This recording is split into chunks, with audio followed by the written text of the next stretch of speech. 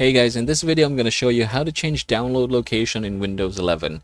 So this is the download folder here that we're talking about, and usually to find this one you're going to head over to this PC, and then you're going to head over to users and then your user, and then there goes the download here.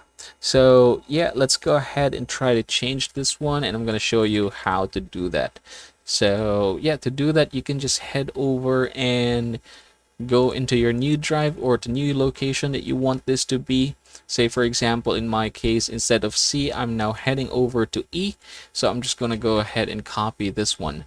And then we're going to head over to the downloads. Oops. So yep, there you go, downloads. Right click this one and then show more options, properties, and then from here you're going to click the location, and instead of this location right here, we're going to paste the new one. Go ahead and click apply, hit yes, hit OK, and then if we are going to head over and say for example, just go ahead and try to copy a new one here, heading back to the PC, Windows, and then downloads. So there it goes, downloads. We're gonna open this one. We should be able to see the new folder now redirecting here, and that is how you're going to change download location in Windows 11.